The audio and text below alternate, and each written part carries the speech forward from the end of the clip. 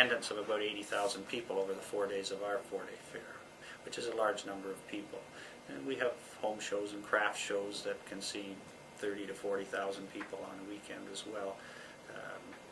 We had a system on the fairgrounds that had been in place for 20 years that was a vacuum system, and it had never been ideal, but in its day it was an opportune way of putting in a system to deal with the masses of people we have, and each toilet would only use 1 quart of water per flush. But the problem was that when the vacuum went down for whatever reason, then all of the toilets were down, and we were now faced with a system 20 years old, and we needed to do something. So it was a general consensus that we would like to do something different than what we had. We started looking into other options, and for various reasons, environmental, land use, safety, none of the other systems such as lagoons or septic, biofilters just didn't seem to work.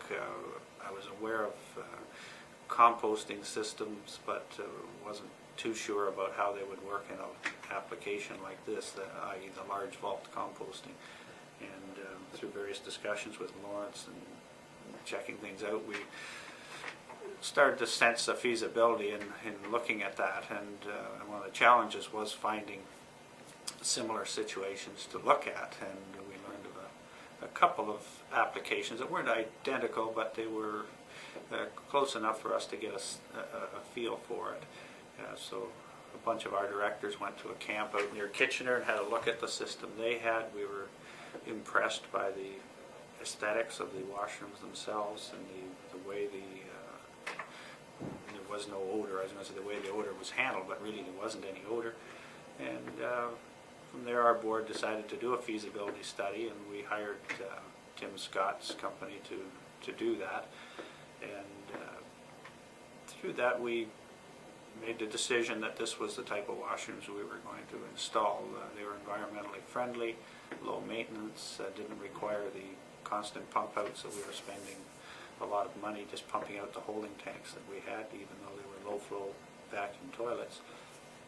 And we were able to link our buildings, add some extra toilets, so we have close to 60 units now on site. And we went with a job management firm, used Tim Scott's company in the end to do the architectural and design components of the project. And it's been 3 years now we're in operation, and basically problem-free. We haven't had any trouble with it, certainly no odor, no lineups, haven't had to deal with the compost itself, and may not for many years to come. And the liquid tea, we're just in the process of finding an ideal use for it. It isn't problematic for us. We can put it on our own property, but we have 2 3,000 gallon holding tanks that contain that effluent, and we just use it locally, but in the future hope to be able to get it out. Our grey water is no problem.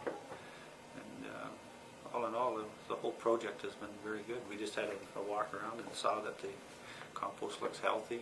We've added vermiculture, and that was the other thing that we put in after the first year. And, well, I'm not knowledgeable to know exactly what they're doing or how many are down there, but they're healthy, and that's a good sign for the compost itself. So we're, as a responsible board of directors, we're feeling good that we haven't done anything negative to our environment. We have about 500,000 people a year go through here, and everybody has had nothing but positive comments about it at this point. Initially there were a lot of concerns, but right now it's proven itself to be clean and healthy and functional and low maintenance, and we're very happy. And do you get any feedback from the public?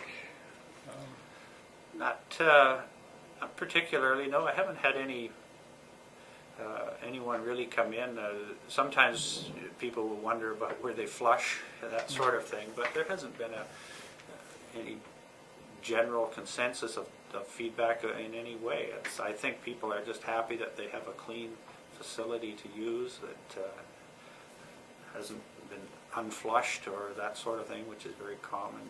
We've learned over dealing with huge numbers of people. I mean, it isn't many applications that will have a toilet that is used non-stop for 4 or 5 days as we would have at our fair. There aren't too many things. At a sports event, a ball game, a facility like that will be for a few hours, but when you have a toilet that literally in our facility can be used non-stop, and we have 50 or 60 of them, they're used non-stop all day for 4 straight days, and there's just a conventional toilet is using too much water, polluting too much of our good water, and dealing with that and putting it back into the system isn't good for the environment. And this system just, it's a motherhood issue. It just works so well, and it's so clean.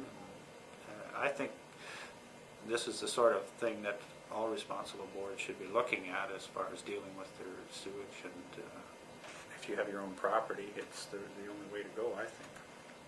You mentioned that there is an unwillingness to touch things in public restrooms, and that the flush toilets sometimes are not flushed for that reason, or urinals are not flushed. Yeah, we had firsthand overheard a father telling his son not to touch the handle on the toilet because he didn't know how clean it would be. And so that's perhaps one reason why conventional toilets don't get flushed. But I know in my own studies of checking out primarily arenas, because I have a son involved in sports, that it's very rare that you would see a fixture that had been flushed by the person using it before you, whether it's a urinal or a toilet. So, and we know from the operation here that it was always problematic. So likely you have to flush the toilet first if you want it to be clean, and if it isn't too messy, or look for one that is flushed. But yeah, that's absolutely a factor. People do not flush the toilets, and that's maybe one of the reasons they're reluctant to touch the handle.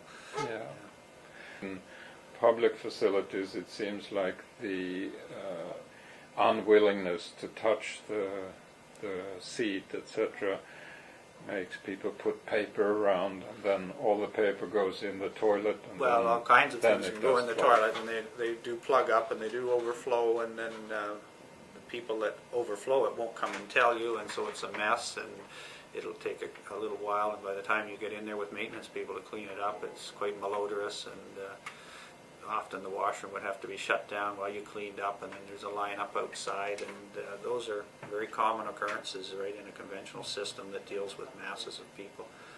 Toilets plugging.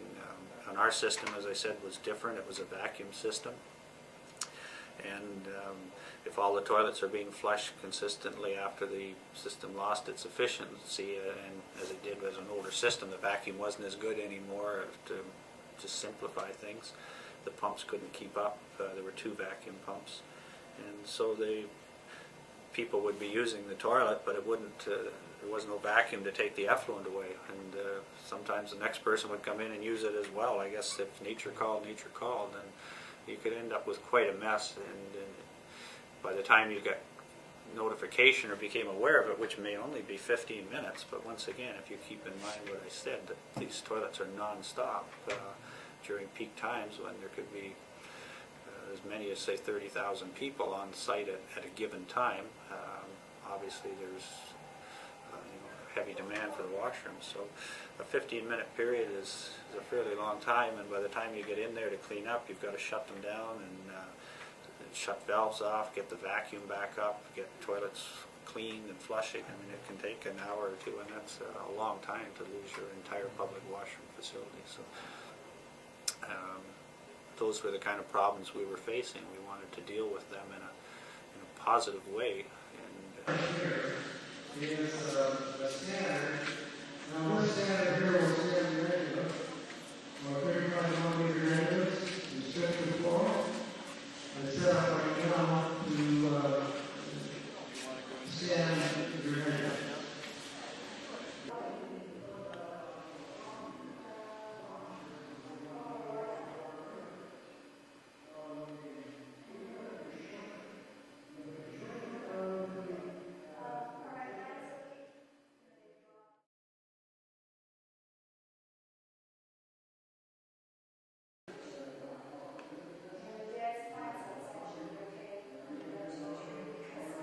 we've learned now with our society that if you're in the event business and you want to attract people to come to your event, it's not an easy thing to do because we have so many creature comforts at home. So two things that the public demands are safety and cleanliness, right?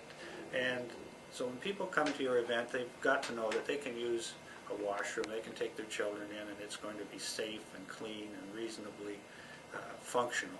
And with the system we have, we can more than offer that. We can keep it clean and fresh and at all times. So this is the only system I'd recommend for a mass application. I just, as a person that's been involved and had to get my hands dirty doing it and deal with the administrative part of doing it, both parts, I've recognized this as really the only way I would recommend looking at dealing with a system that's going to be used non-stop for long periods of time.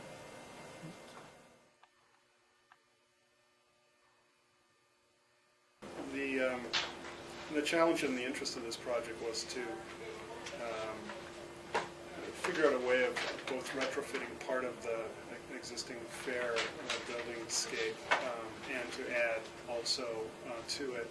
So in one part, an existing piece of the building was renovated, and that renovation involved excavating within the guts of the building to make a space for the vault to go, and then reconstructing the building around that.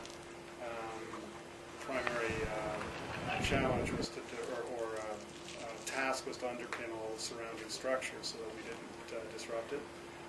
And the other undertaking was to add a piece of new construction in a strategic location so that washrooms would act as a link between existing arena buildings. There was also, because we were filling in between buildings, the similar requirement to underpin existing structures, and so existing fair building scape, and to add also to it in a way to bring composting washrooms to the project. So what did you say the wet paint was for?